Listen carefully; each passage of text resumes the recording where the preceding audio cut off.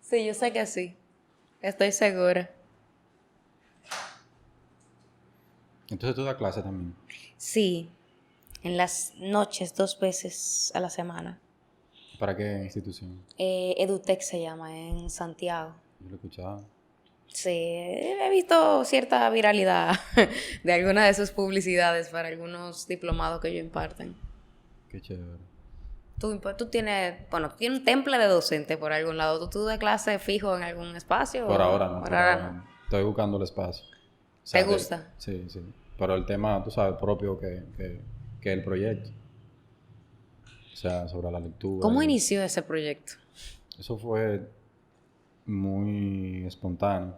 Yo estaba estudiando administración de empresas. O sea, en mi carrera. Yo estaba estudiando administración de empresas. Y yo tenía unos profesores tan ridículos que daban unas explicaciones. Yo me daba, "Ay, no, Dios". Pero ya empezamos ahora. Ajá. Ok. No, porque, pues nada, y yo me topaba en mi pénsul con mucha materia que se escuchaba muy bien. Y yo decía, wow, por esta materia, yo estoy seguro que me va a encantar. Y venía un profesor, mira, que no tenía ni idea de lo que estaba diciendo. Pero a mí me gustaba la materia, yo estaba muy interesado en aprender. Y porque se escuchaba tan interesante. Y no, ningún profesor llenó mis expectativas, y yo busqué libros de administración y empecé a estudiar yo. Ok, déjame yo estudiar yo entonces, ya que en la universidad no me están enseñando nada, déjame yo aprender yo entonces. Y fui aprendiendo tantas cosas. Yo estaba en el sexto cuatrimestre ya y yo me sentía que no tenía nada en la cabeza de administración. Y yo compré un libro que tiene como mil, una cosa así, una marulla gigantesca. Y empecé a leer la historia de la administración, quiénes fueron los precursores, por qué surgió y todo este tipo de cosas. Y yo empecé a ver todo lo que yo no sabía, así. De Dios mío, administración. ¿cuánto tiempo he perdido? Sí, de mi carrera. Entonces yo dije, ¿qué tal si yo hago charlas de administración en la universidad para yo también desarrollarme y darle para allá? Y me llegó así yo leyendo así, yo creo que puedo hacer esto. O sea, yo pensé así. Como yo puedo explicarle esto a cualquier loco. Uh-huh. Y fui a la universidad, hice un tema, le dije a los profesores, yo quiero hablar de administración aquí porque ustedes no están haciendo su trabajo. Esto. Mentira, no, yo dije, mira, yo estoy interesado en hacer un tema, ¿tú me permites? Y el profesor, sí, obviamente profesores que Claro. sí, y otros me miraban como que yo era un extraterrestre y me decían que no, que claro que no. Que tú no tienes por qué estar hablando de vaina aquí. Exactamente. Y hice algunas, unas salieron muy bien, otras me salieron un disparate, pero duré como un año en eso, haciendo charlas en la escuela, en la universidad, hasta que me encaminé por la parte de los libros, porque hubo un profesor que me recomendó 2 libros. El monje que vendió su Ferrari y los 7 hábitos de la gente altamente efectiva. El monje como que despertó algo en mí y de ahí para adelante yo no paré de leer. ¿Eso qué edad fue? A los 20. Para... No, perdón, no, a los 20 no. Eso fue como a los 22. Ok, ¿y cuántos años tú tienes ahora? 30. 30. Yo cumplí 30 el mes pasado. No. No No se me nota. No. Gracias a Bueno, no Dios. sé cómo tú sabes que a alguien se le nota su edad. Qué sé yo. Hay como algunos rasgos que tú dices, como que tú, ese tamaño, ese cuerpo. O sea, eso es lo que se dice. Yo a veces siento como que uno le atribuye las golpizas, o sea, las cicatrices de las golpizas de la vida. Uno dice eso le da. Como que las arrugas son parte de los golpes de la Exactamente. existencia, que si está un poquito encorvado, que si está cierto ya con un cierto cúmulo de grasa en algunas áreas, Sí. esos son golpes de la vida. Sí, las manos, como el cuidado de tus manos. El cuidado de tus manos La parte de aquí de la vista. también, Porque aquí exacto. Ajá. Aquí también. Esos son los golpes de la vida. O sea, la Exactamente. persona que no se le nota eso, la vida no lo ha golpeado. Exacto. O no se la ha tomado en serio. Yo conozco personas de mi edad que tú la ves Y sí la ha y tomado sí en sabe. serio. Exactamente. De verdad que sí. ¿Qué tú crees que influye en que no se te noten los golpes de la vida? Yo creo que es un poquito de mi herencia porque mi mamá es así. ¿Tu mamá? Sí, mi madre es así. Ella es muy de que cuando tenía mi edad se veía de 20. O sea, y mi padre también era así. Ah, bueno. O sea, que es un tema más de herencia que cualquier otra cosa. O sea, la forma en que lleva su vida no tiene nada que ver a cómo... A nosotros no. Porque hay personas que le influye bastante. Eso depende mucho de tu herencia también. Ok. Entonces, a mí no me... Porque trote yo he cogido, pero... Como Ay, el que no todo se me buen nota. dominicano coge, buscando empleo Sí. y haciendo un proyecto, que a veces tú no puedes dormir porque tienes mil problemas, Sí. dudas, etcétera. Pero... No. ¿Tú has vivido siempre en Santo Domingo? No, mayormente mi vida estuvo aquí en La Vega. ¿Tú eres vegano? Yo soy vegano. No. Yo pensé que lo había hablado eso contigo. Yo soy vegano. Yo no sabía. Yo me fui a Santo Domingo con 19 años. Ah, no, pues no fue hace tanto. No hace tanto. La mayor ¿Tú parte te de mi criaste vida. aquí? Sí. Ah, yo no sabía que tú eras vegano, juraba que no. ¿Cómo va a ser? Yo puedo jurar que te lo mencioné, pero... No, Entonces, yo me fui para allá porque tú sabes que aquí la cosa no fluía A en ese nivel momento. profesional no siempre hay mucha oportunidad. Ujú. Aquí me botaron del trabajo. No tenía trabajo. Me estaba volviendo loco. Vivía con mis abuelos y me fui para Santo Domingo.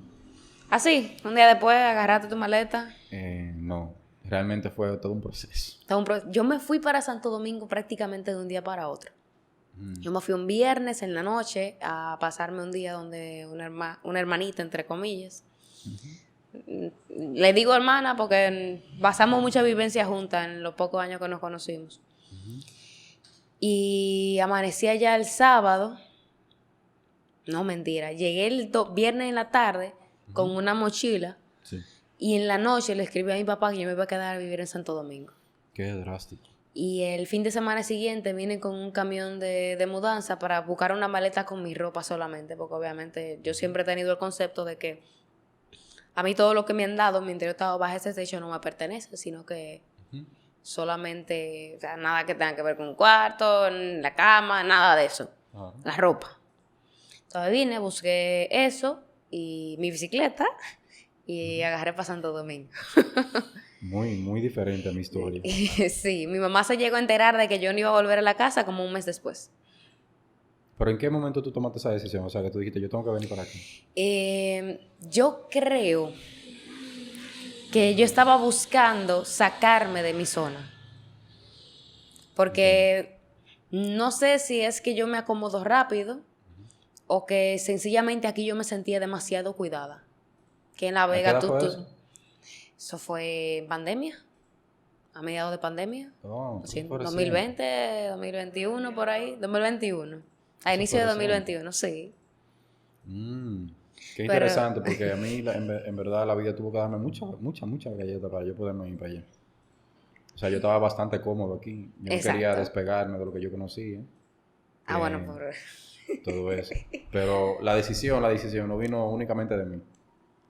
O sea, fueron más factores externos que una decisión propia, en verdad. O sea, pasaron cosas en mi familia, pasó cosas en mi empleo, que ya yo no podía aguantar más. O sea, yo dije, yo necesito irme de aquí o me va a llevar el diablo aquí. Y me fue a reempujones. Como si el diablo no se fuera a llevar en otro lado. Probablemente allá ha tardado más, pero ha tardado más allá. Bueno, pues por el mismo motivo yo cogí para allá, para sacarme de mi zona. Y yo creo que yo soy un poquito impulsiva en ese aspecto. Cuando yo siento que estoy muy cómoda, me da miedo. En este momento, o sea, después que yo me mudé a Santo Domingo y maduré en algunas cosas, yo te puedo decir que ahora mismo yo tomo decisiones. No es porque alguien o sea, yo, en la medida de mi posibilidad y cuando me doy cuenta, que siento que estoy como muy cómodo haciendo lo mismo durante mucho tiempo, yo me digo, déjame ver hacer esto que es totalmente diferente y que me da mucho miedo. Por ejemplo, cuando inicié el proyecto fue haciendo live. Yo dije, yo tengo mucho miedo de hablar en público. Entonces yo lo que voy a hacer es que voy a hacer un live todos los días durante una semana. Y hice un live todos los días durante una semana.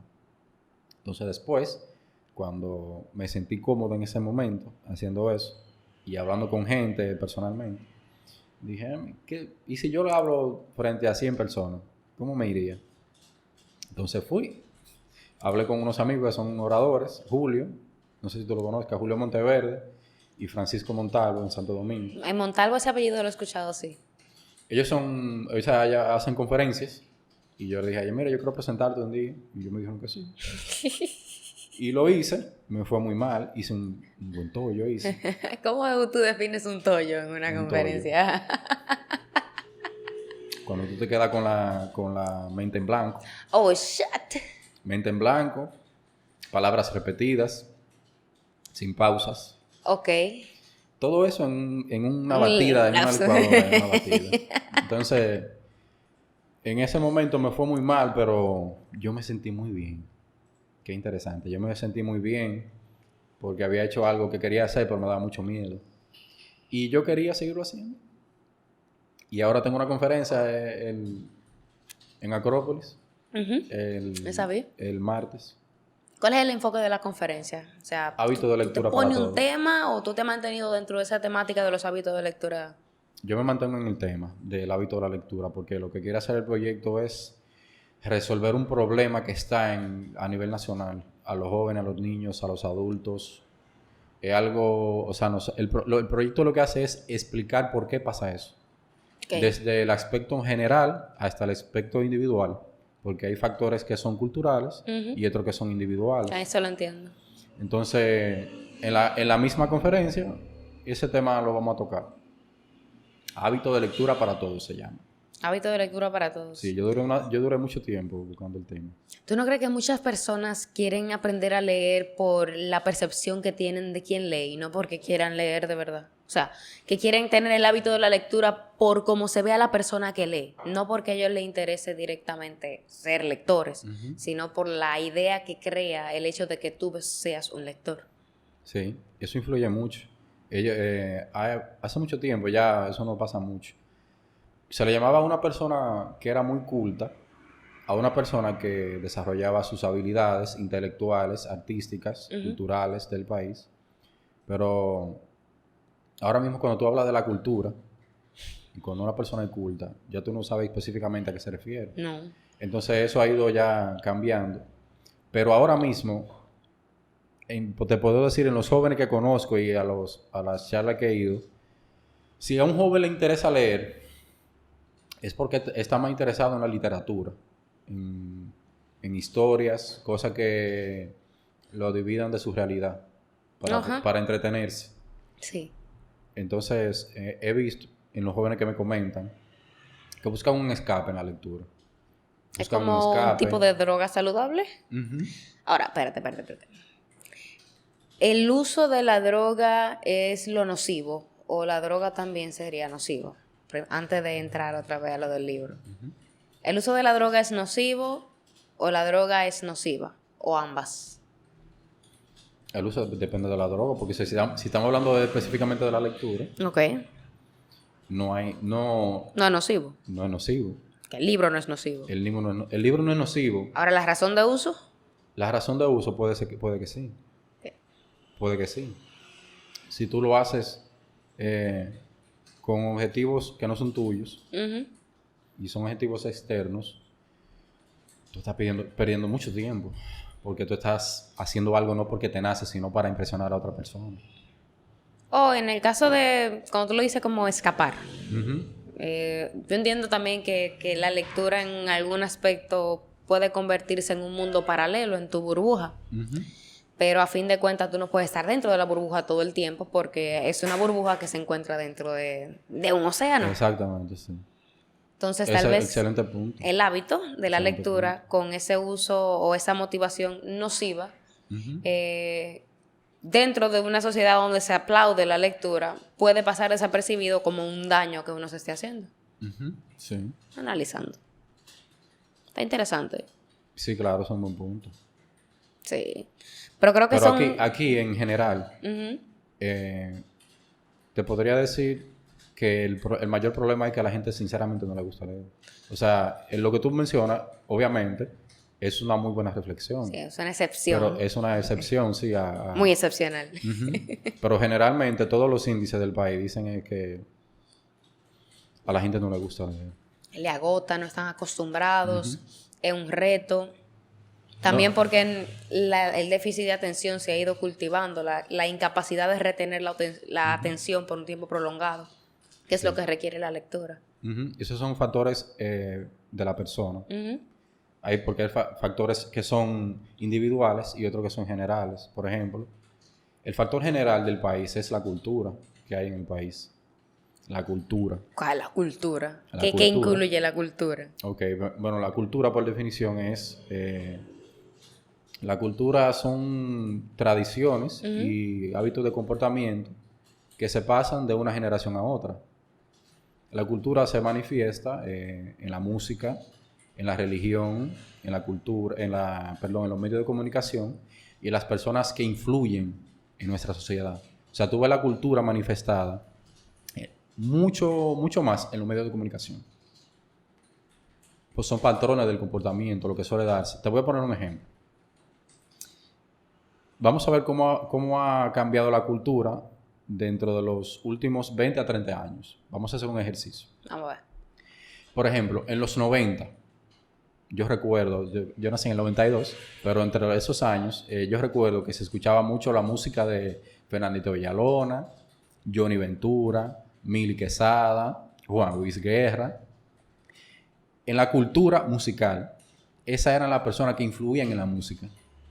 Entonces, si vamos a los deportes, veíamos a un Félix Sánchez, por ejemplo, en los 2000, Marcos Díaz, teníamos influencers, como por ejemplo Amelia Vega, eran influencers. Sí, sí.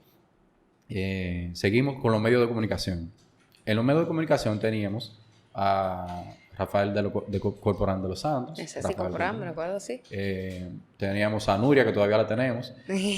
Alicia. Nuria va a ser la nueva Fefita. Exactamente. A Fefita en la música. También.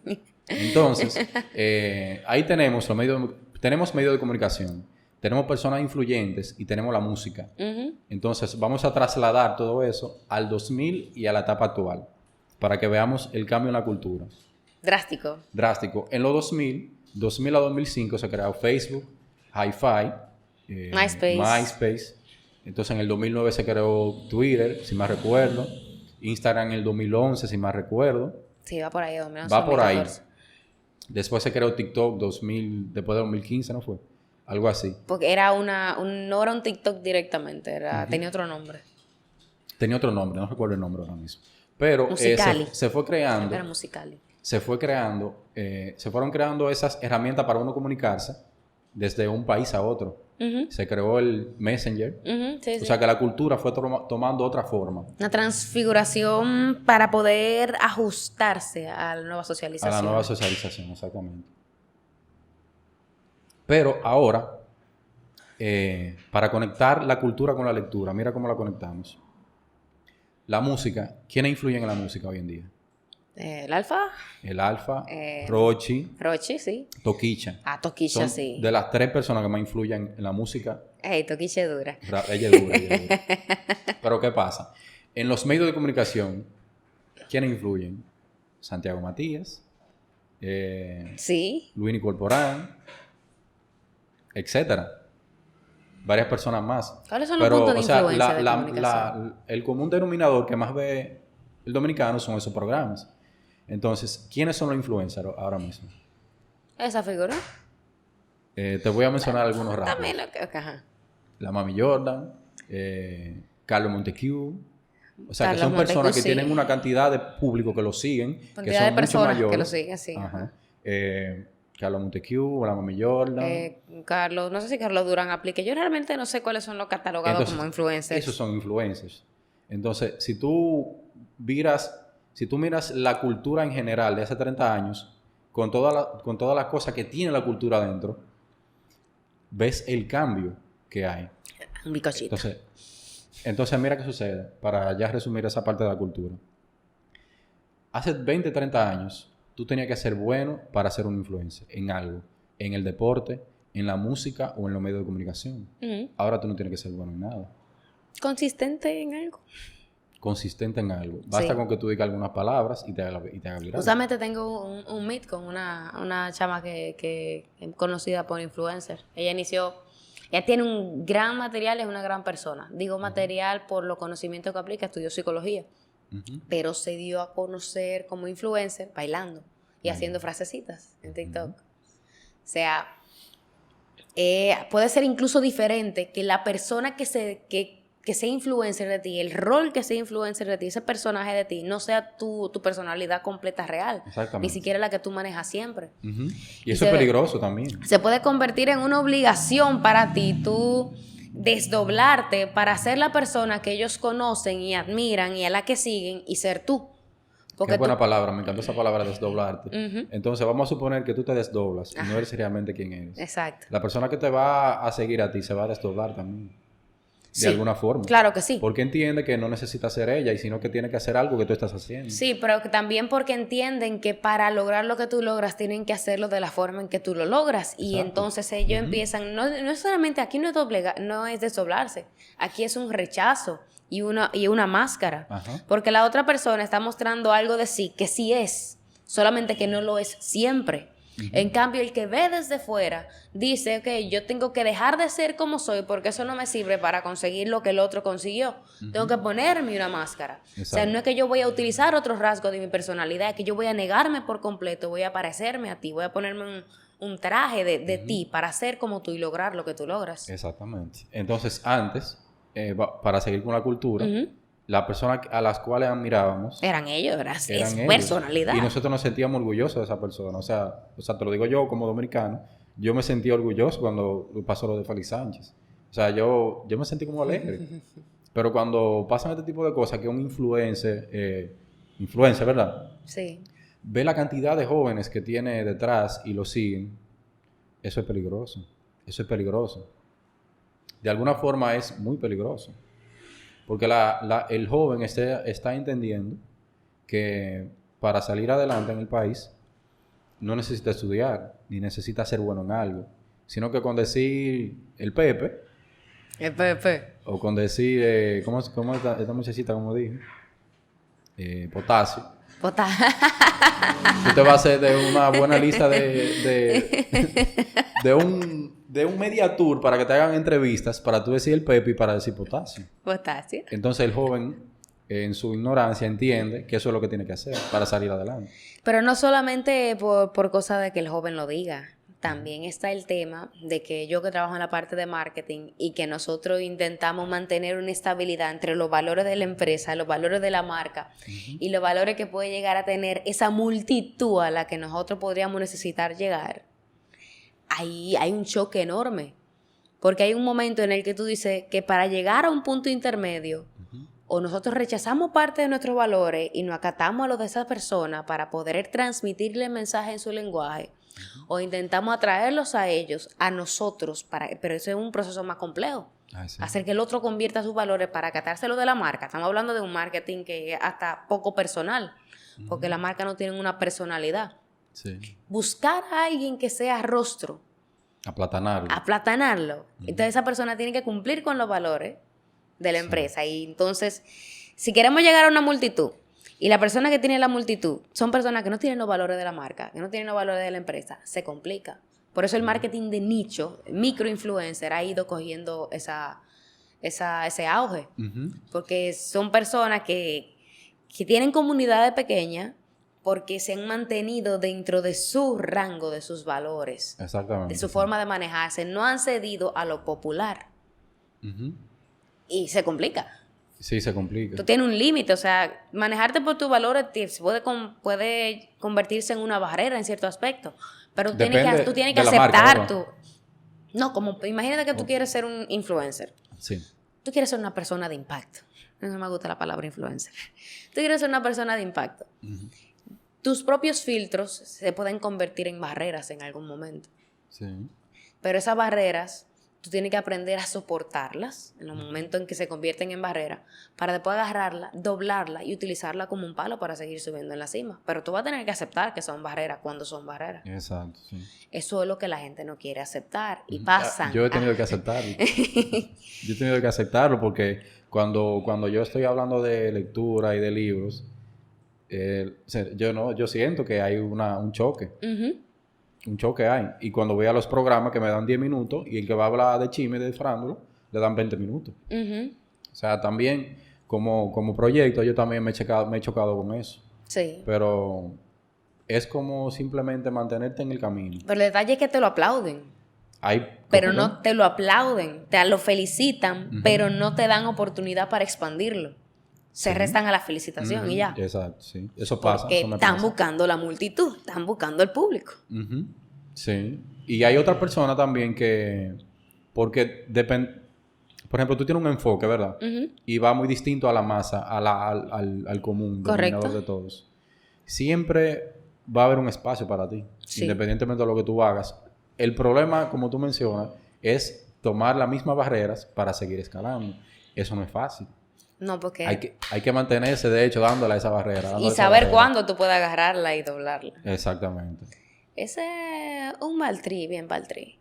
También hay una dicotomía en los aspectos de la percepción que se tienen de los valores. Se ve como que un valor es algo aburrido. Y la industria del entretenimiento no usa los valores para construir el guión con el que atrapan a las masas. Sí. Entonces, de hecho, cuando construyen ese guión, suelen construirlo con cosas, a mí me encanta una teoría que yo leí en estos días sobre ¿cómo se llama esto del género que está?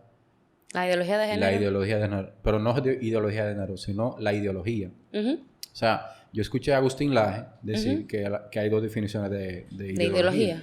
Que una es que una ideología es algo por lo que tú luchas con un común denominador de un grupo de personas. Ustedes están luchando para que algo sea bueno y válido en una comunidad. Y la otra definición, que es la clásica, que hay una ideología que es que tú digas que eso es un vaso, pero tú mencionas que eso es un jarro, y yo le digo paila a ese vaso, pero realmente es un vaso. O sea, es una ideología que quita la realidad y te quiere mostrar otra cosa que es totalmente falsa. Entonces, eso es lo que está pasando en los medios de comunicación, mayormente. Ok, es una imposición de lo connotativo, de lo subjetivo para que se adjudique a la objetividad. Exacto, sí. Volver lo que es ficticio una realidad. Volver una percepción o un concepto que yo entiendo razonable, útil y válido, que no hiere, que no ofende, para que pase al concepto real. Para que pase al concepto real, el objetivo. Y para que se ponga incluso en las leyes de un Estado. Para que sea el objetivo. Porque las leyes del Estado, a pesar de... partieron de una subjetividad. Sí. Lo que ahora nosotros tenemos como algo objetivo, que es las leyes del Estado, que siempre se están ponderando y observando, fueron en un inicio algo subjetivo, que se vio como una solución a un problema que podría llegar a ser. Y varias personas, desde su percepción del asunto, social, económico, político, aportaron una estructura en ideas y se convirtió en ley, y es objetivo. Ahora, esa misma ley se estudia desde los diferentes aspectos que para los abogados, para los casos en que A, los casos en que B. Y ahí viene una subjetividad y otra ley que se vuelve la objetividad de la subjetividad. Sí, pero en caso de la ideología, en el aspecto clásico, él dice que está sucediendo mucho eso ahora. No sé si tú te has dado cuenta. Sí. Que hay cosas totalmente ilógicas, fuera de razón, y de hecho que no tienen ninguna sustentabilidad en la ciencia, que lo quieren, de hecho, metértelo por ahí. Y de eso se está viendo mucho en los medios de comunicación. Y hay personas que se creen moralmente superior a ti por defender eso, sin ninguna base. No hay ninguna base científica, no hay ningún argumento válido, pero eso lo quieren volver. Estábamos hablando desde un punto que una persona cree que es así, y ella quiere que para todos los demás sea así también. Sí, entiendo. Pero es imposible. O sea, eso es un absurdo. Yo lo comprendo. Ahora viene un detalle de que hubo otros elementos que se aceptaron y en su momento también fueron un gran absurdo. Muy buen punto. Yo digo que la aceptación de la religión como algo propio de un Estado laico, en la imposición, digamos, indirectamente es un aspecto de imposición. No imposición, sino que se le da una prioridad a una en específica. Pero de donde parte la religión es algo que no puede comprobar la ciencia, es pura fe. Sí. Y puede verse en el inicio, cuando se pudo haber presentado, dependiendo de la persona que lo observaran, pudo haber parecido bastante Y lógico, ¿cómo tú me vas a decir que tú vas a manejar un Estado con una ideología de una creencia que están basadas en algo que es totalmente no comprobable en la ciencia? Me encanta esa idea. En ese entonces se veía así, ahora es un objetivo. Porque está bien que tengan una creencia y que se permita la diversidad de las demás. En las religiones es mucho más complicado esa idea, porque hay mucho detrás. El detalle y de hecho, aún en las religiones hay cosas que están científicamente comprobadas. Por ejemplo, te lo digo porque he investigado, porque me ha dado la curiosidad. O sea, hasta ahora no hay un solo científico en la historia que haya desmentido la vida de Jesús. Exacto. Por ponerte un ejemplo. Ajá, sí. Pero hay cosas que nosotros no tenemos explicación y que la dicen en la Biblia, que no tenemos forma de ni siquiera negarla la ciencia, ni de aceptarla. Ni negarla ni de aceptarla. Y hay muchos temas que se están tocando ahora, que son peligrosos tocarlos por la misma Biblia. Pero no podemos decir ni que sí ni que no, porque la Biblia lo dice. Porque el hecho de que no podamos decirle que no es una validación para ellos de poder decir que sí. Pero de igual forma nosotros podemos decir que ellos pueden decir que sí, porque nosotros no tenemos dónde agarrarnos para decirle que no. Exactamente. Entonces, como que está bien, tú te puedes quedar con la razón, pero tú no puedes decirme a mí que yo no la tengo, porque tenemos la misma causa provoca que ni tú ni yo podamos decir que el otro está equivocado. Exactamente. Pero ¿qué sucede ahora? Que las personas que están discutiendo acerca de una ideología en particular lo hacen sin ningún sustento científico ni sin ningún argumento válido. Porque hay un deseo de cuidar la sensibilidad, por eso se habla mucho de la generación de cristal. Como que cuidar los sentimientos, cuidar porque que no hay necesidad de herir al otro, ¿ok? Pero hay que ver cuándo tú estás hiriendo al otro y cuándo el otro está decidiendo sentirse herido. Y en qué momento tú estás ayudando a la formación emocional de una persona para que no cualquier pendejada sea una causa para sentirse ofendido. Exactamente. Y cuando el otro tiene que permitirle a la ignorancia del resto o de un tercero, darle permiso a la ignorancia de un tercero para que esté, sí. Porque yo puedo ignorar que tú te sientes identificada con un unicornio y tú me acusas.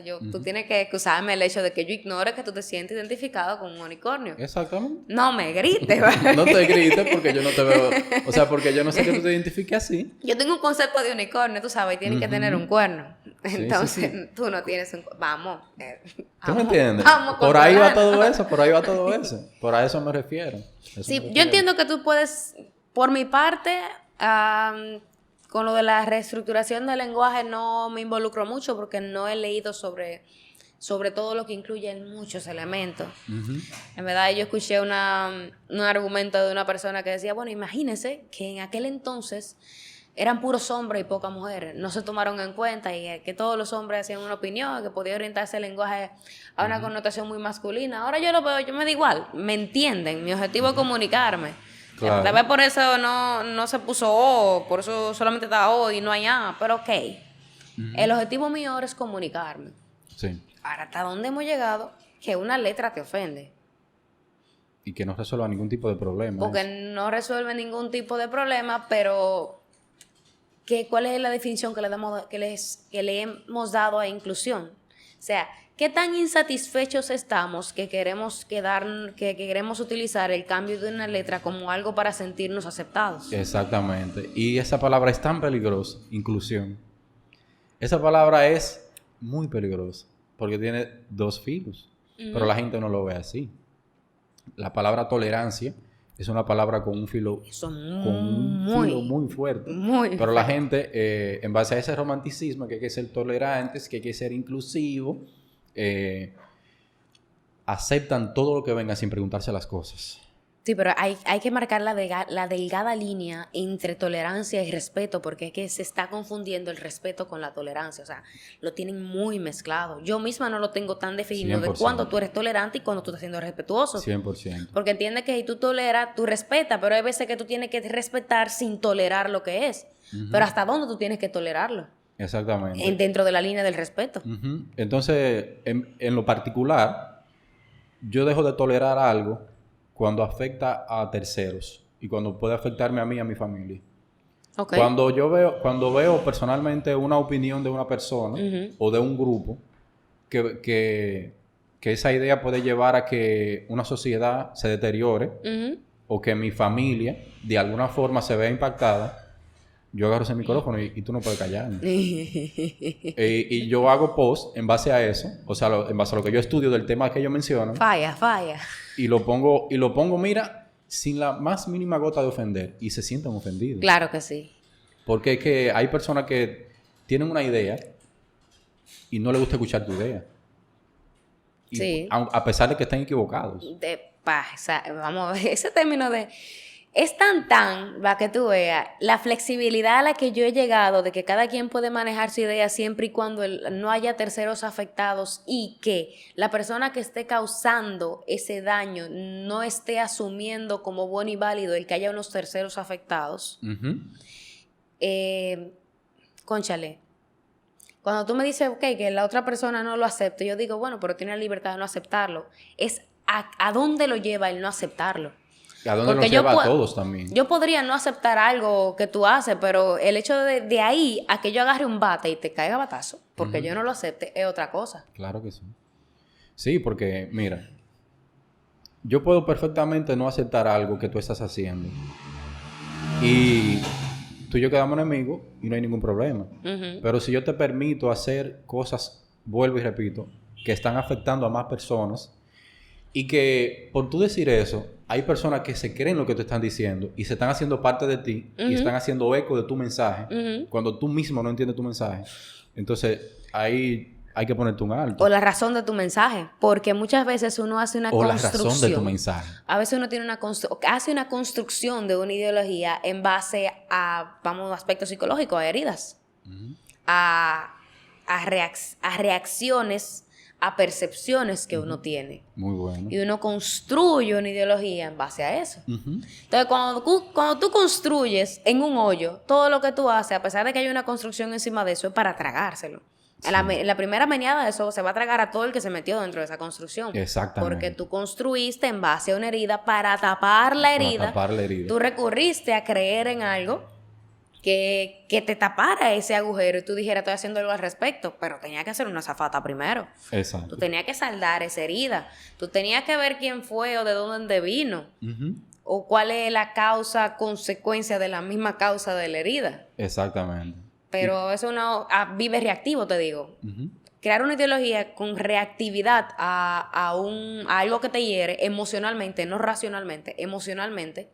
Yo creo que es la causa de que muchas de las ideologías que se están promoviendo ahora tengan esa validación, porque también hay poca educación emocional. Y cuando algo a ti te mueve en el corazón, tú dices, sí, yo creo que sí, porque lo siento así. Y la misma religión es una cultura que dice que si tú lo sientes, puede que sí. Qué peligroso, ¿eh? Y hay frasecitas que conectan de corazón así contigo y tú dices, wow, tienes toda la razón. Eso es verdad. Todos somos iguales. No hay una mentira más grande que esa. Todas somos iguales. Únicos y diferentes. Imposible. No todos somos iguales. No se puede. No se puede y es válido y eso no está mal. No. Ese detalle también que se quiere catalogar entre malo y bueno para poder empezar a la toma de decisiones. Exacto. Erwin, que pasó por aquí, estábamos conversando acerca de la terminología de la dicotomía de lo malo y lo bueno. Que yo siempre he comentado que a nosotros se nos queda una educación muy infantil del lenguaje. Y el lenguaje es la base para tú interactuar con el otro y comprender y externizar tus ideas. Exacto. Entonces nosotros comprendemos que algo, si no es bueno, es malo. Pero nunca trabajamos más adelante por nuestra propia cuenta, porque no hay otra persona que nos lo enseñe, sino la vida misma, que hay un depende en el sí y hay un depende en el no. Y un contexto también. Hay un contexto en el sí, hay un contexto en el no. A veces el sí pasa a ser no. Hay circunstancias en lo que es bueno y válido es incorrecto, y hay circunstancias en que lo incorrecto pasa a ser bueno y válido. Ojo, yo era muy radical con el tema de ojo por ojo de Maquiavelo, pero ahora he empezado incluso a cuestionarme respecto a ello. Sí, porque... y eso es lo bueno de cuando tú aprendes algo, hay cosas con las que tú te identificas que tú lo haces parte de tu esencia. Pero hay un punto en que la vida, de una forma u otra, o por una simple conversación, tú empiezas a reflexionar si realmente eso es cierto. Por ejemplo, yo hago el ejercicio. Esto lo estoy haciendo hace como un año. Yo soy mucho de leer crecimiento personal, desarrollo personal. Yo estoy leyendo durante todos estos meses cosas que hablen, que sean una antítesis de todo eso. Ok. Gente que te diga, no, eso no es así. O sea, para yo tener ese choque y sacar la basura y lo que es bueno para mí, saber identificar que lo Yo creo que es una palabra clave también, lo que es bueno para ti. Claro. Porque a pesar de todo, tú vas a seguir siendo individuo dentro de todas las objetividades y subjetividades que te rodean. Así es. Pueden haber verdades o no verdades. En el libro que yo estoy haciendo, es uno de los primeros escritos. Es una reflexión que yo hice en la que yo empecé a deshacerme de todas las filosofías que yo había adaptado. Pero las adapté porque yo estaba vacía en ese entonces. Yo necesitaba agarrarme de una creencia para poder empezar a tomar decisiones. Hay mucha gente así ahora que se agarra de la primera creencia que ve en televisión. Porque ya vamos a avanzar. Necesito algo que creer para seguir avanzando. Porque me voy a deprimir si estoy aquí trancado. Prefiero ir equivocándome, pero ir haciendo algo. Porque en la sociedad productiva en la que estamos, si tú no estás haciendo, tú sirves menos de lo que de verdad sirves. Entonces, yo decía, oye, ¿por qué yo me estaba esforzando tanto en buscar la verdad o reconocer la verdad? ¿Qué diablo yo iba a hacer con la verdad en mis manos? Si al final... Decirse la otra. Para tú entonces tener muchos enemigos. O sea, ¿qué yo voy a hacer con una verdad en mis manos? ¿Para qué yo voy a estar matándome toda la vida buscando la verdad? Si al final de cuentas, ¿qué pasa si yo llego a la verdad y no me sirve o no me gusta? ¿Qué yo voy a hacer con mi vida que al final de cuentas me va a exigir que yo me mantenga en ella? Voy a vivir disconforme con toda mi vida porque tengo que vivir en base a una verdad que no me deja satisfecha. O tengo que aceptar una mentira que me complace aunque no me destruya, o una mentira que me complace y me destruya, pero por lo menos me ayuda a vivir tranquila. Ok. Eso depende mucho del individuo. Del individuo y de qué aspecto de tu vida tú te refieres. Porque, o sea, te voy a hacer una pregunta. Ajá. ¿Tú sientes que la verdad, porque yo personalmente no creo que sea así, que la verdad es relativa? O sea, hay cosas que sí, la verdad es relativa, pero hay cosas que no, que la verdad no es objetiva. relativa. Por ejemplo, tú puedes decir, yo opino que el mundo se creó de tal y tal y tal forma. Para mí esa es mi verdad. Tú dices eso. Pero la ciencia, las mejores ciencias de hoy día, explican que no es así como tú estás diciendo. O sea, que esa verdad tuya se desmorona. Porque hay personas especializadas en el tema, que estudiaron el tema, que tienen años en el tema, y que descubrieron que lo que tú estás diciendo no es real. Ahora trasciende. Vamos a decir esto. Tú dices la verdad en cuanto a la vida. Para mí la vida es esto. Y para mí la vida es esto. La verdad ahí es relativa. Porque tenemos una visión distinta de la vida. Pero lo referente al planeta, no hay una verdad relativa. Hay una verdad de eso. Correcto. Sí. Y la gente o sea, hay muchas personas que confunden. Y cuando tú das una opinión en base a un argumento de personas que son expertas en el tema, esa es tu verdad. No, esa no es mi verdad. Realmente esa es la verdad. Es que hay verdades objetivas y verdades que se permiten a la relatividad. Justamente por el tema estoy leyendo un libro de Schopenhauer. Y uno de los primeros temas que él toca es ese. Oye, hay verdades que la filosofía en sí se maneja a una razón. Y una razón no tiene razón. O sea que todo el mundo va a poder divertirse con las ideas y pueden encontrarle argumentos válidos. La física trabaja cosas objetivas, trabaja causas, consecuencias. Las ciencias trabajan causas, consecuencias, que son temas objetivos. Ahora, la filosofía va a la razón de la causa. Que las ciencias no la trabajan. Por eso que la filosofía es tan abierta y tan diversa. Entonces, sí. Por eso es que tú dices, ok, filosóficamente hay verdades relativas. Sí. Ahora, científicamente hay verdades objetivas. Y es incorrecto tú poner dos ramas a competir entre ellas, porque por eso son dos ramas. Porque son perspectivas diferentes. Tú no puedes poner la cara a competir con la moneda, porque son la moneda. O sea, la cara a competir con el escudo, porque son la moneda. Son la moneda. Entonces, para seguir con el tema, ¿qué hace la ideología? Que cambia todo el significado y te muestra una realidad que no existe. Y la persona asume esa realidad como buena y válida. Entonces, viene una persona y se hace influencer de eso. Y tiene 1 millón de seguidores.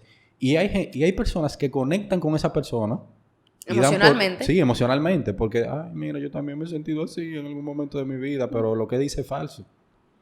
Y lo que exige no se puede cumplir. Por razones simples y obvias. Por verdades objetivas. Por verdades objetivas. Por ahí. Mira cómo conectamos el tema. Por verdades objetivas. Es problemático. Es interesante debatirlo, pero cuando tú te tienes que sentar a crear una forma de impactar en eso, se complica el asunto. Sí, porque es muy delicado eso. Es delicado porque el dinero es importante para la vida de todos. Y la atención es también el nuevo dinero.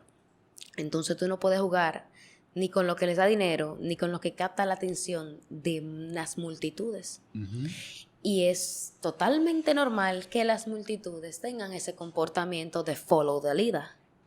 Hay que seguir a alguien porque la mayoría de las personas están dentro de un sistema productivo que no le permite sentarse a lo que es perder tiempo, que es la reflexión, introspección o autoconstrucción. Exactamente. Entonces es usual que dentro del entretenimiento tú quites los valores, te fijes en el entretenimiento, que es todo lo contrario a lo que puede conllevar un análisis, porque los valores, después de que tú lo tienes, tú tienes que ponderar qué acciones lo conllevan. Tú no vas a analizar todo eso en el entretenimiento. Tú lo que quieres es que te diviertan. Y el entretenimiento es puramente físico, puramente de sustancias. Y ahora están disfrazando muchas cosas antivalores. De entretenimiento. A mí no me gusta esa palabra, en verdad, de que antivalores, porque yo no quiero sonar moralista. No me gusta sonar moralista, pero están disfrazando muchas cosas que son totalmente antivalores con entretenimiento. Cuando tú hablas de algo que no tienes que hablar en un micrófono, a pesar de que todo el mundo te está escuchando, si tú estás consciente de que hay un niño de 10 años escuchándote o un adolescente de 15, tú sabes que hay cosas que tú no puedes decir. Pero tú la dices, entonces tú no te quieres ser responsable de eso. No, los papás son los responsables. Tú eres consciente de que hay personas que te pueden escuchar. Yo tengo un choque con esa idea, de verdad que sí. Es verdad, como por ejemplo, mira, plantea la idea para ver a qué podemos llegar. Porque yo lo estoy viendo desde la perspectiva de... Yo involuntariamente se puede decir que estoy generando una comunidad, ¿verdad? Pues yo lo hago con mi personalidad. Sí. Yo en ningún momento estoy buscando un aumento en mi comunidad y nada parecido. La gente llega. Pero llega un momento en el que esas personas empiezan a exigirme que yo me comporte de cierta manera porque hay una cantidad de personas siguiéndome y escuchándome y tomando en cuenta lo que yo digo. ¿En qué momento ocurre esa transición de que yo dejo de vivir y hacer por mí según mi creencia y mi valores y tengo que entonces tomar la responsabilidad social? Tal vez porque a mí no me criaron con esa... No me dieron esa educación de que yo tengo una responsabilidad social hasta ese nivel. O entonces hay que capacitar a toda la persona que tiene cierta cantidad de influencia e impacto para que adquieran una perspectiva de responsabilidad social. Sí, eso es como madurez también. Y eso se desarrolla tú mismo. Pero te voy a poner un ejemplo. ¿A qué específicamente yo me refiero? Ok. Específicamente a la música urbana. Vamos a ver. Cuando yo estaba en primero de bachillerato, hasta cuarto de bachillerato, yo escuchaba Wisin y Yandel, Daddy Yankee, Don Omar, bla, bla, bla. Sí, claro. Eso pues río de la marquesina no se olvida. Cuando un artista urbano dominicano está haciendo música, ellos saben que se van a dirigir ¿a quiénes? A los jóvenes. A los jóvenes, es el Bien. público. Entonces, cuando tú tienes una canción que habla de droga, de bla, bla, bla, bla, bla, bla, y tú sabes que lo va a escuchar un joven de menos de 13 años, entonces... No, porque es el público. Hay una TikTok está lleno de esa gente. Debe de haber una cuota de responsabilidad. Porque sí, los padres en la casa, yo te entiendo, que son los principales, que deben de guiar a sus hijos, toda la razón te la doy. Pero la cuota de responsabilidad no se la podemos quitar a quien hace el contenido. Yo te voy a decir una cosa. Por más que en la casa me eduquen a yo no robar, no implica que a mí no me roben. Totalmente cierto. Totalmente cierto. O sea, el hecho de que yo no haga el daño no significa que yo no vaya a ser afectado. Sí, yo vi un programa en Discovery en estos días de un niño que tenía 2 padres, mira, que trabajaban, eran súper responsables, le daban todo lo que deseaba, y él sacó un psicópata. Son cosas agarraba genéticas. gatos y lo daba a los gatos, o sea, una cosa impresionante. Sí, ya. Entonces, pero a lo que quiero llegar de eso de los influencers es que debería de haber una responsabilidad. Nosotros hacemos contenido. Sí. Nosotros sabemos a qué público más o menos vamos dirigidos. Sí, sí. Más o menos, ¿verdad? Por la plataforma que uno utiliza también. Uno tiene utiliza. una idea de cuáles son las personas que... Nosotros tenemos que hacernos responsables por eso. Yo sé. Entonces, No te puedo decir que no sé, porque uno mira las estadísticas claro en las que sí. diferentes plataformas. Ellos saben. Lo que pasa es que quieren desviar la responsabilidad. Y no es justo. Bueno, las mismas plataformas van tomando cierto comportamiento de limitaciones y reglas justamente para eso. Pero si ponen limitaciones en casa, si ponen limitaciones en la plataforma, ponen limitaciones el gobierno, Limitaciones. reglas. Pueden ser reglas o pueden ser puntos de partida. Las reglas son limitaciones a fin de cuentas porque hacen una configuración del comportamiento o te obligan a configurar el comportamiento. Hay ciertas reglas que no son limitaciones, como por ejemplo las leyes de tránsito. No son limitaciones, porque si tú te vas en rojo y todo el mundo se va en... O sea, hay reglas que son necesarias para poder subsistir. Bueno, como pero la ley de tránsito, no mire por la ejemplo. limitación como algo malo, es una forma de tú regular un comportamiento, porque si no se van a ir siempre. Regular el comportamiento. Ok, regulación. Regular el No comportamiento. son limitaciones, son regulaciones. Entonces, creo, en mi humilde opinión, En mi humilde opinión. que cada quien debería hacerte responsable de lo que dice en alguna medida. Y eso ahora mismo no existe. Porque cada quien no se puede. Porque ahí viene una individualidad, una educación y un... Ok, pero yo estoy siendo yo y mis circunstancias. Con un micrófono. Sí. Entonces, ¿en qué momento nosotros podemos tener autoridad sobre la individualidad de alguien y decirle, bueno, hasta aquí llegó tu libertad de ser tú? Es momento de regular. O sea, tú puedes ser tú hasta aquí. Okay. Porque aquí el impacto que tú tienes alcanza un diámetro de público muy amplio, cuya influencia puede afectar en el desarrollo de la sociedad en sí. Entonces, a partir de aquí, te tenemos que regular. Muy bien, muy buena idea. Por ejemplo, vamos a suponer que tú dices que tú haces contenido para niños. Ajá. Pero mientras tú haces contenido para niños, tú te estás besando con otra chica. Toquilla. Bueno, según nuestras regulaciones del país, ese contenido no es para niños. Bueno, van a tener que quitar a Disney. Sí, es que ese es el tema. De hecho, ese es el tema. Entonces, ¿y si el mundo mismo no es para niños? Explícate. Bueno, en la calle yo puedo ver dos mujeres besándose. ¿En la calle? En la calle yo puedo ver dos mujeres besándose y dos hombres agarrados de mano. No, mira, a mí no me ha pasado. Ese detalle, vamos a un parque para que nos encontremos con eso. Pero va por ahí. Porque yo entiendo tu parte y también entiendo el argumento. Es el entretenido de cuando tú estás aquí en el medio intentando no tomar nada a pecho. También entiendo el argumento del otro, que si regulamos lo que absorben los niños, vamos con los niños, si los regulamos, ¿hasta qué punto lo estamos preparando para la sociedad que ellos van a tener que enfrentar en algún momento? Es muy simple, muy simple. Te voy a poner cosas muy crudas que pasan en nuestra sociedad. Dale para allá. La pedofilia, Ajá. el porno, la drogadicción. Yo vi un video de unas personas en New York que se estaban drogando con una droga nueva. No recuerdo el nombre porque el nombre pero es 20 veces más potente que todas las drogas que se han creado.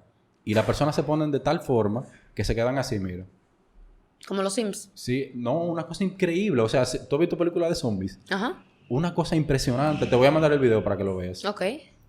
Ese tipo de cosas no son para los niños. No son para los niños. O sea, podríamos argumentar que eso es parte de la vida. Está muy fuerte. Pero vamos a ponerle un video de porno a un niño diciendo, mira, eso es parte de la vida. Eso es parte de... Ok, vamos a tener que dividir la vida por niveles porque... Entonces, para seguir explicando el mismo tema, según la OMS, un niño es niño hasta los 9 años. Hasta los 9 años. Desde ahí en adelante entra la preadolescencia. Entonces, la OMS dice que un niño no se identifica sexualmente hasta los 6, 7 años. Entonces, según la misma psicología infantil, no es correcto que un niño vea contenido homosexual durante esa etapa de vida porque puede influir en su sexualidad y su personalidad. Lo entiendo, lo entiendo. Estamos hablando en base a un análisis clínico. Entonces, la comunidad, para no referirme porque eso se ve. Sí. O sea, tú no puedes argumentar que tú quieres mostrarle algo a un niño porque la vida es así. Pero clínicamente y científicamente simplemente no va. No es la fase en la que el niño No es tiene la que fase. saber que la vida es así. Sí. Es y como el hecho también de que tú intentes... la vida es dura, ¿va? Todo el que ya salió de casa de sus padres sabe que la vida es dura. De verdad. De verdad, es muy dura. Pero tú esa dureza... tú le enseñas esa dureza a los niños desde chiquitos. Tú le vas dando como que migaja. Sí, y que de hecho hay una etapa en la que es el padre que tiene que mostrarle la dureza de la vida. No Disney. O sea, Disney no tiene que tomar esa decisión. Saludos, no tiene Disney. que tomar esa decisión. Sí, y mira, yo estoy muy de acuerdo con muchas cosas. Como por ejemplo, para no irme solamente de un extremo, a mí me gusta ver a los homosexuales, por ejemplo, actuando. Me encanta. Bailando. Y yo tengo amigos homosexuales que son excelentes líderes. Que yo los veo trabajando y yo digo, impresionante. Impresionante. O sea, ¿por qué sexualizar el tema? O sea, son tantas cualidades que pueden tener. Es que incluso lo mismo que tú acabas de decir, ni siquiera una persona que esté hablando de ellos, ni siquiera haría referencia de que son homosexuales. Yo conozco un muchacho que es una excelencia bailando. Yo conozco un muchacho que es una excelencia siendo líder. No tiene que salir la homosexualidad ahí. Porque yo no te digo que yo tengo un jefe heterosexual que es bacanísimo. Yo no te digo eso. ¿Verdad que no?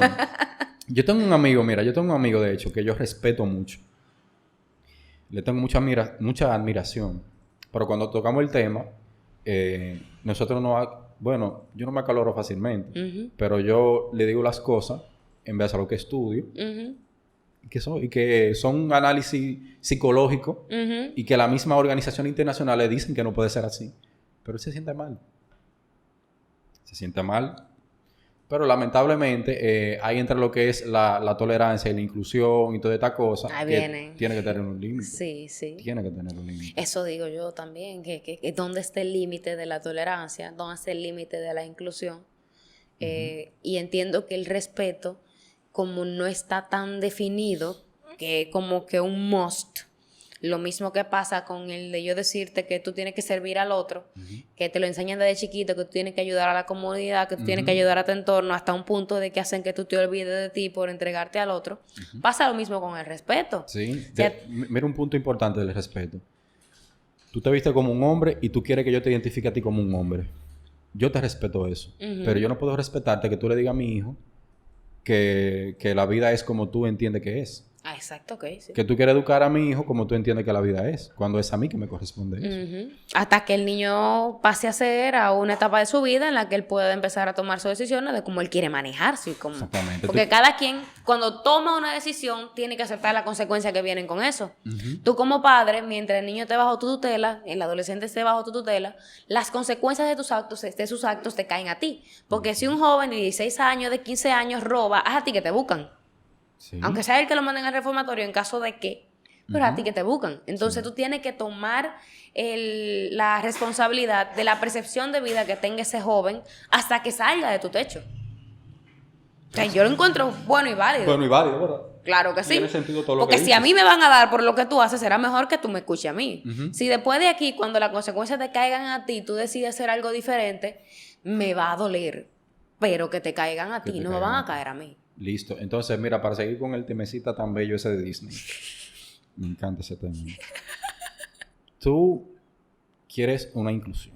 Y tú pones a los niños a ver ese tipo de contenido. A mí me extraña mucho que hayan países ahora mismo donde si tú tienes 7 años, tú tienes 6 años, tú tienes 9 años, y tú le dices a tu mamá y a tu papá, y tú eres un niño, tú dices, yo quiero ser niña, es bueno y válido. El Estado te paga el Estado, te dan un psicólogo para el niño, te dan un seguimiento.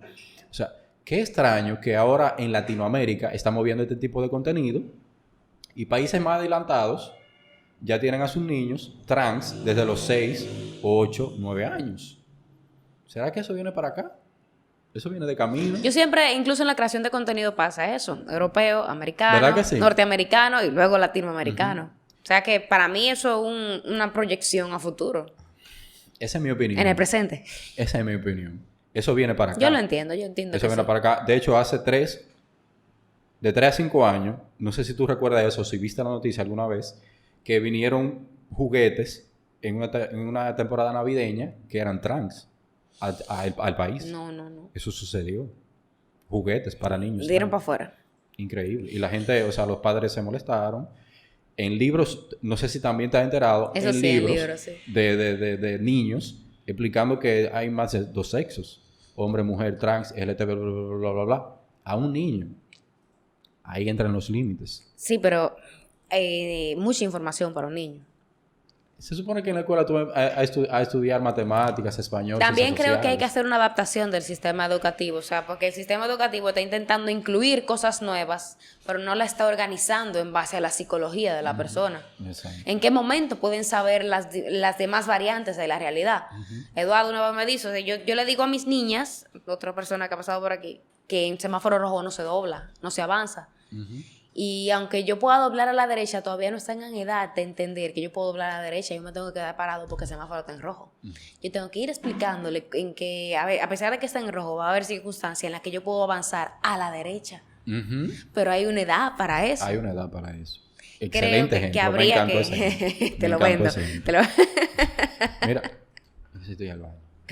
Ok. Pausa comercial. En psicología y de negociación te dicen que a la gente le impacta mucho que tú te aprendas su nombre. Sí. Pero si tú lo... Ustedes saben ya, ¿verdad? Estábamos haciendo una pausa comercial. Cambiamos la línea. Cambiamos la línea. A la gente le impacta mucho que tú te sepas su nombre. Sí. Pero, ¿por qué? ¿Y qué pasa si tú no te sabes mi nombre o no te acuerdas de él? Me siento ofendido por eso. Hay gente que se ofende, sí. Hay gente que se ofende. Sí, en negocios lo utilizan. Dice Dale Carnegie que el nombre de una persona es su como, identidad. Como miel para su boca. A su... Entonces, algo muy particular tuyo. Cuando yo te digo tu nombre, tú sientes que yo me estoy refiriendo a ti, aparte de todo el mundo. Estoy hablando contigo. Sí. Entonces, hay una apreciación de que hay una individualidad en la persona. Sigue siendo un arma de doble filo. Porque lo mismo que le da fuerza a algo se convierte en tu debilidad. La misma razón por la que algo te impacta a ti es la misma razón por la que alguien te puede por ese mismo hoyo. Sí. Si una persona no tiene la suficiente... Para distinguir en qué momento darle importancia y en qué momento no. Así es. Son detalles. Entonces, una madurez personal que tiene que haber para tú no sentirte mal por esa estupidez. Pero son cosas que la persona misma tiene que decir, yo tengo que empezar a... No es que te van a venir a decir, por eso es que se valora tanto el mentor. El mentor viene a decirte cosas que tú tienes que estar con una actitud crítica ante la vida y auto-observándote para tú decir, yo tengo que hacer esto. Prefieren y se populariza lo de una persona de mentor en crecimiento personal, mentor para tu existencia como ser humano, porque esa persona te guía en cosas que tú no tienes ni siquiera capacidad para tomar responsabilidad de que tú tienes que llegar a hacer eso. Sí. Y eso, bueno, eso tiene su arma de doble filo. O sea, es que todo es un arma de doble filo. Sí. Pero en lo personal, tener mentores, porque lo tengo, me ha funcionado muy bien. Yo quisiera, en verdad, encontrar una persona que... Tú no tienes que conocerla físicamente. O sea, tú no tienes que ser que ustedes sean amigos. No, de verdad... ninguno. Así como que alguien que yo diga quisiera. Y eso me ha afectado porque se me dificulta coger una línea para desarrollarme. Sí. Al ser tan abierta, porque elegir un mentor es elegir una línea para desarrollarte, porque es una persona que ha filtrado de sus conocimientos, ha filtrado y radicalizado sus actitudes bajo un camino, conociendo los otros. Sí, pero también te comparto esta perspectiva. Es que también tú puedes elegir un mentor para una cosa en específico. Por ejemplo, yo tengo un mentor para saber cómo manejarme en público. Cuando yo voy a hablar en público, yo aprendo de esa persona observándolo. Por ejemplo, yo tengo otro mentor para crear argumentos. O sea, cuando vamos a hablar, tú tienes un tema, yo tengo otro. Hay una persona que yo aprendo para estructurar un argumento. Hay otra persona que tengo que es de liderazgo. O sea, hay una persona que me gusta cómo se maneja en ese sentido y yo la observo, le hago preguntas cuando tengo la oportunidad. Pero no tiene que ser en una línea, en un aspecto amplio de un tema. Puede ser en un aspecto particular. Tú dices, mira, me gusta cómo él habla. Y tú aprendes cómo él dice las palabras, cómo toma pausas. Por ejemplo, yo hago eso. O sea, yo, a la persona que yo admiro como habla en público, yo veo sus gestos, su articulación, cómo empieza sus conferencias, dónde agrega una historia, su forma de relajarse. Pero eso es en un aspecto particular de lo que yo busco hacer. Okay. Porque una de las cosas que yo busco hacer está incluida hablar en público. O sea, para yo comunicarme tengo que hablar en público. ¿Pero qué más tengo que hacer? Estructurar un argumento. Ajá. Saber relajarme. O lo chilling. Exactamente. Sin que se vea descuidado. O sea, son cosas que son totalmente distintas, pero no una misma persona. Ok. Entonces, puede ser que también te haya pasado eso. Pero eso eres tú. Sí, eso soy yo. Ahora vamos a las masas. El que no ha tomado ni siquiera porque dentro de lo que tú me dices que observas, al momento de tú decidir observar, tú tomas responsabilidad sobre lo que tú quieres observar. Personas que no, que lo ven todo y lo copian todo. Eso es lo que pasa con los influencers. Sí. O sea, con la comunidad de los influencers. Sí. Que no filtran o no dicen que sí y que no, sino que lo cogen todo. Entonces, tal vez nosotros estamos aquí, tenemos la capacidad de decidir qué yo quiero copiar de ti. Pasa con nuestros padres, que son nuestros primeros influencers. Nosotros indiscretamente e indirectamente nos convertimos en unas copias. Sí, unas copias. No baratas, porque yo voy cogiendo valor con los años. Nos convertimos en una copia de nuestros padres. Y nos venimos a dar cuenta cuando vivimos solos y decimos, diablo, pero esto lo hacía mami. Si tú supieras que me pasó eso en estos días. Yo guardé un dinero así en un bolsillo de una camisa en el closet. Ajá. Y yo como que me vino a mi mente. Mami sacando el dinero del bolsillo de una camisa de closet. Por mi madre. Y papi también. Ellos ponían el dinero así como este clavo. Déjame yo guardarlo en esta camisa. Y yo pensé, mira, pero yo... Pero eso pasa mucho con los jóvenes. Los jóvenes no saben identificar que sí, que no. Simplemente... Quizás por un tema... Son muchos temas distintos. Son muchos temas. Pero viene mucho que considero que es una de las principales cosas, el aspecto familiar. Porque según las estadísticas, más del 56% de los jóvenes del país no viven con sus padres. ¿Cuánto? Más del 56%. Eso es una encuesta del Listín Diario. Más del 56%. Estamos hablando de la mitad del país. Según la encuesta. Pero está bien. O sea, un estudio de... Está bárbaro el resultado. Sin saber más o menos la cantidad de personas que yo entrevistaron, pero está bárbaro el resultado. Está bárbaro. Está bárbaro el resultado. Sí. Y en la misma encuesta hay un 20% del país que solamente vive con su madre. O sea, que no está papá y mamá. O sea, desde el punto de vista estadístico, la familia es un aspecto esencial o principal ahí. Porque estamos hablando de jóvenes que no tienen una familia estable. Automáticamente eso influye por el resto de tu vida.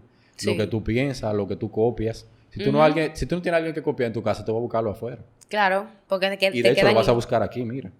Claro. Porque esto es más rápido. Sí. Tú no tienes que salir a la calle. Ni siquiera es que tú lo estás buscando conscientemente.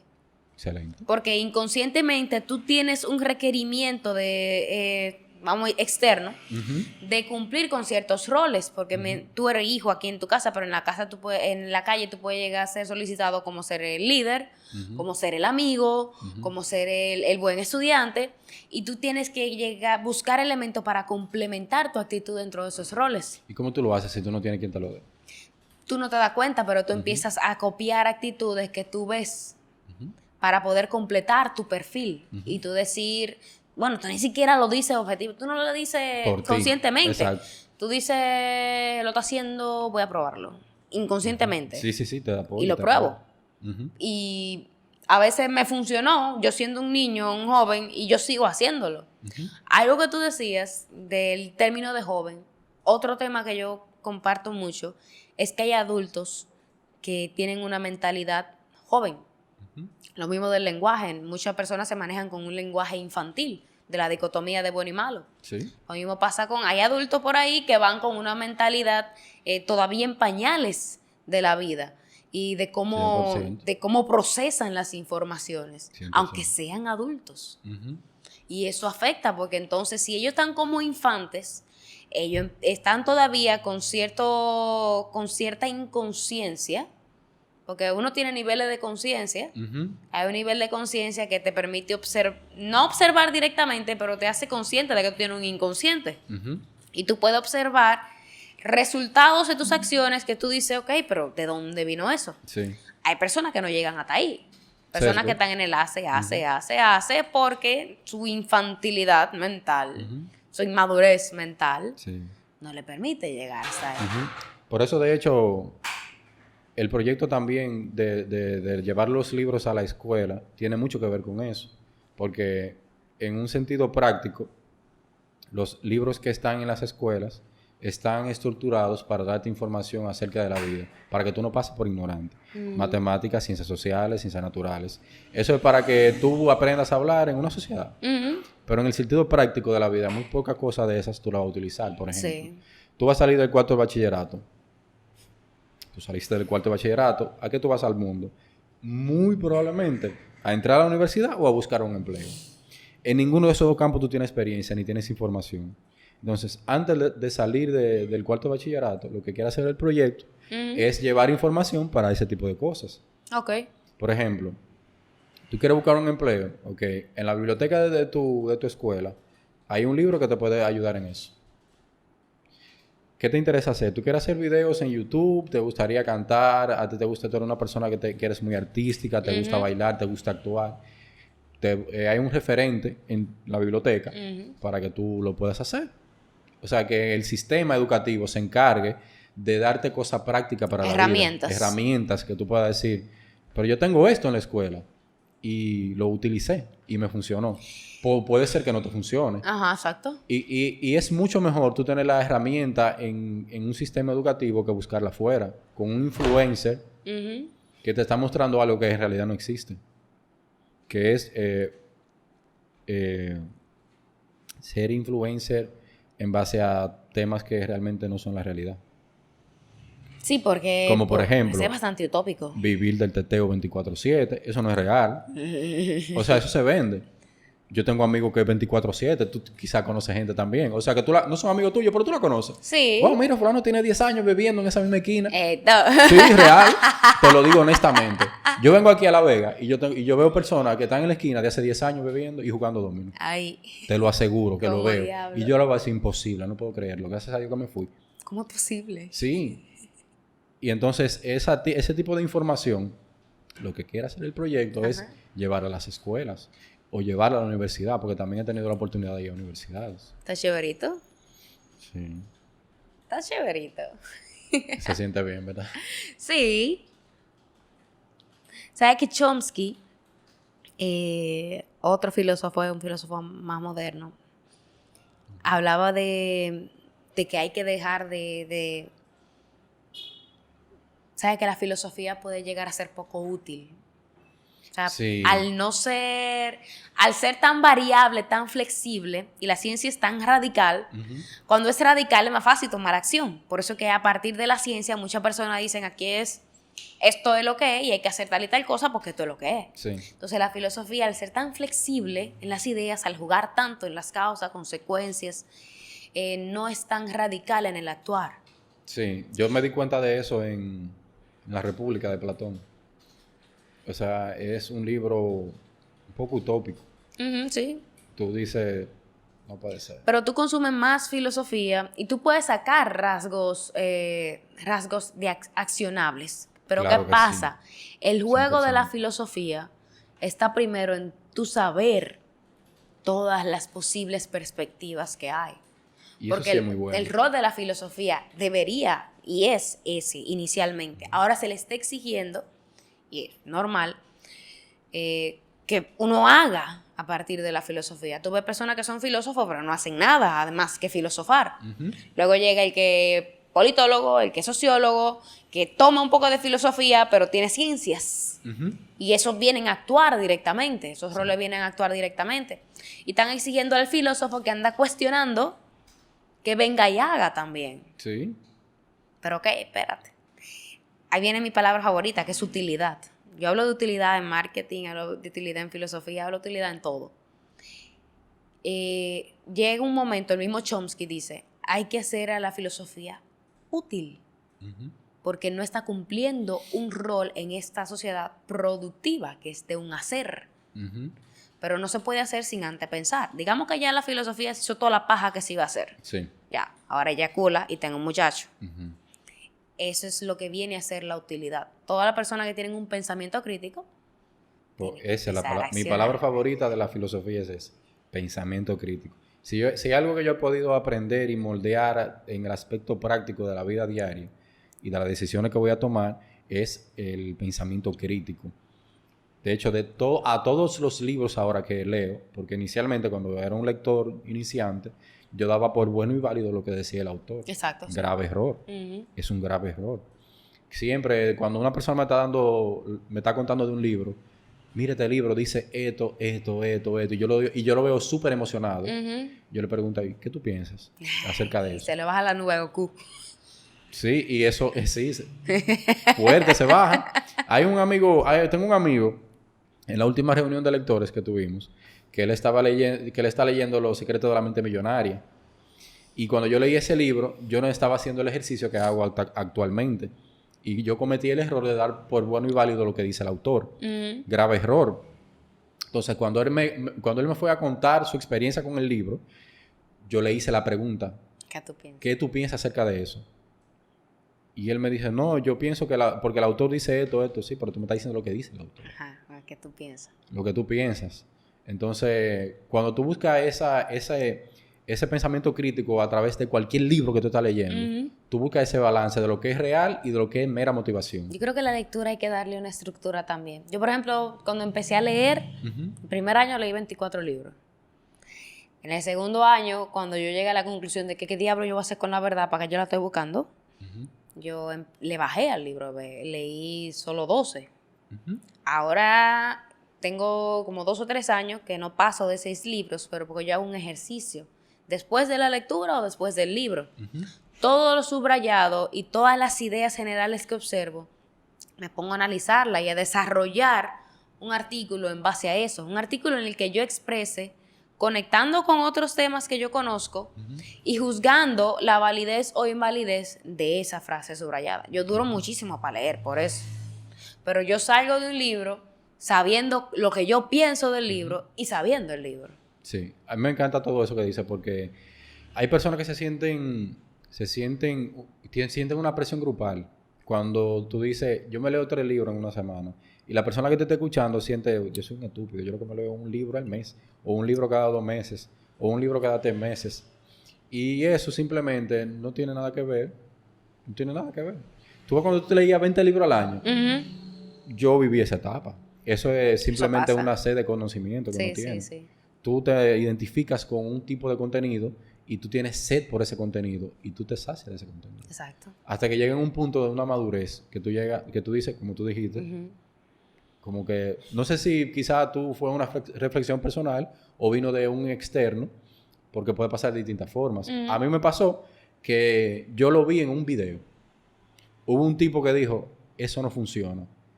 Y ese tipo era uno de mis mentores. Entonces yo dije, definitivamente yo tengo que escuchar un contraargumento de todo lo que yo he aprendido. Y desde ahí en adelante yo no paro de hacer eso. Cada vez que yo doy por bueno y válido un argumento, yo busco a alguien que lo refute.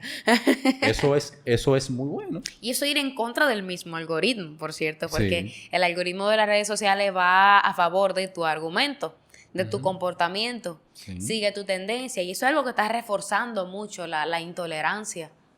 Sí. Porque tú dices, no, porque el entorno en el que yo estoy, esa es la realidad que está, porque eso es lo que yo veo.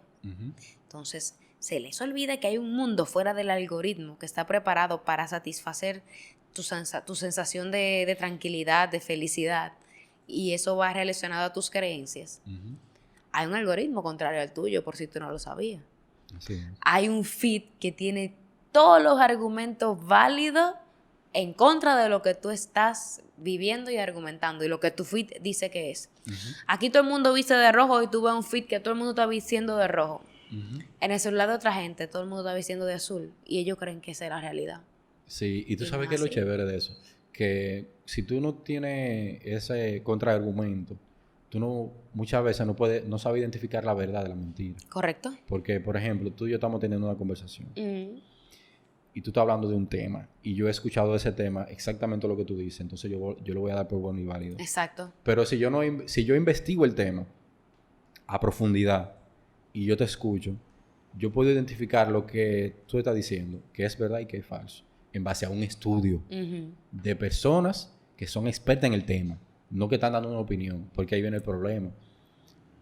Tú puedes darme una opinión de la vida y yo la voy a recibir y probablemente la compartamos. Pero si tú me das una opinión objetiva de un tema, yo puedo refutarte. Y ahí es donde entra la tolerancia y los límites. Si tú estás dando una opinión en base a una opinión que tú piensas que eso es así, pero que no hay un sustento ni un estudio de la ese verdad tema, objetiva. de una verdad objetiva, entonces tú no puedes sentirte mal cuando una persona te diga que tú estás mal. Pero te sientes mal. Entonces es un tema. ¿Qué hacemos? ¿Qué hacemos? Tengo que hacerte sentir mal aunque tú no quieras.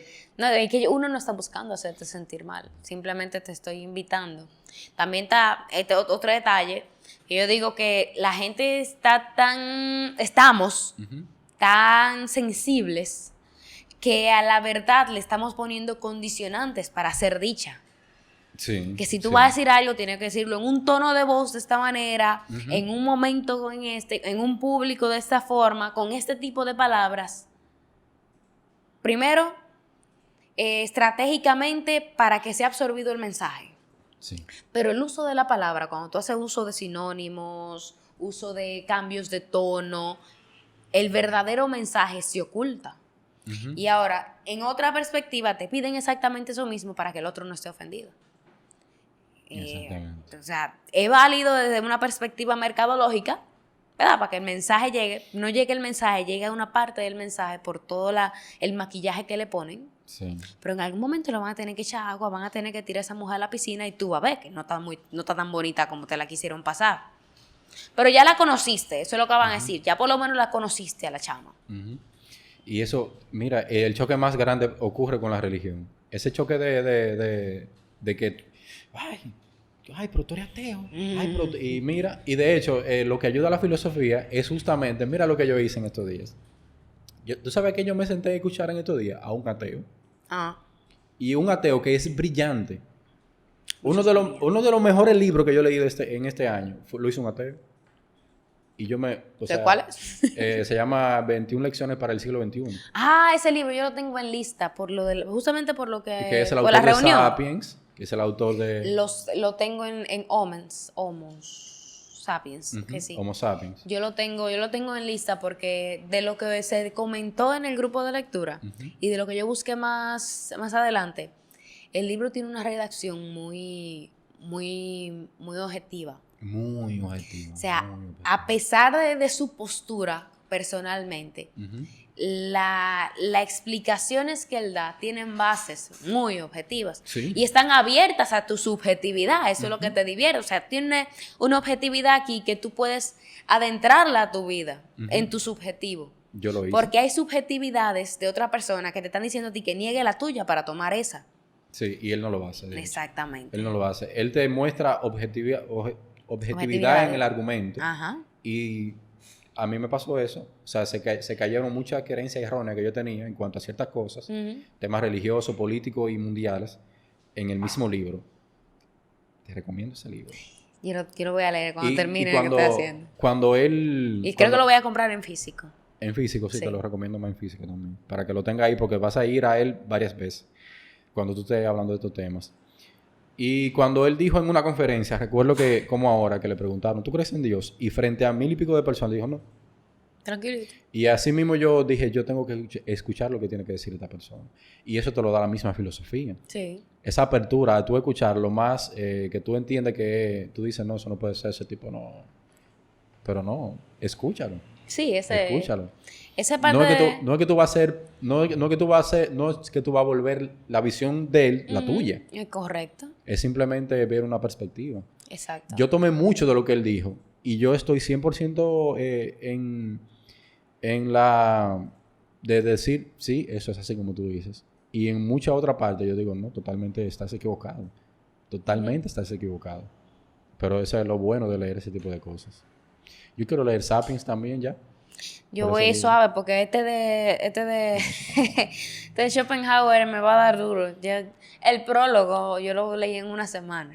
O sea, el prólogo de El Sapiens, prólogo de yo lo Sapiens. leí en una semana porque Agustín, que es el que escribió el prólogo, se la lució porque hizo unos acápites Ujú. que abarcan todo lo del libro y tuve que dedicarle su tiempo. Pues yo no soy una avanzada en filosofía, yo soy una muchacha básica.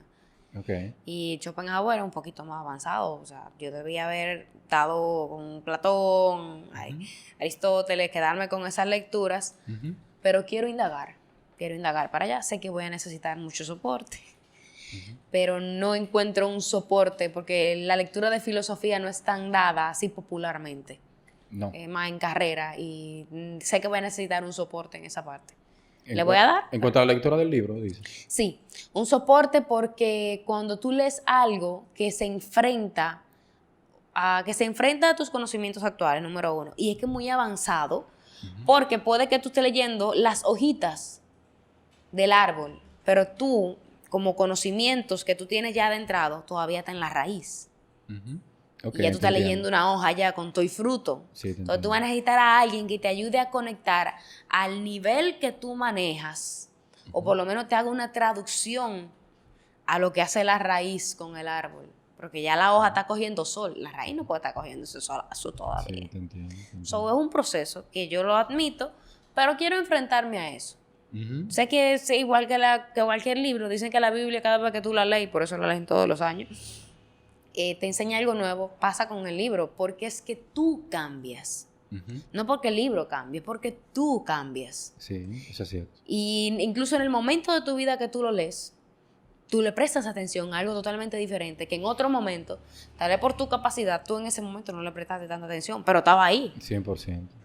So that's it. Ujú. Chamo, tú supieras que usualmente es el invitado que se tiene que ir, pero realmente ahora que me toca, Está bien. No, tengo un sí, compromiso yo, ahora no, ahí. también yo tengo que irme. Sí, Fue muy amena la charla, de sí, verdad. muy chévere. Se pasó volando el tiempo. Ay, sí, van a ser las 3 de la tarde. Van a ser las 3, sí. Cuando tú vuelves para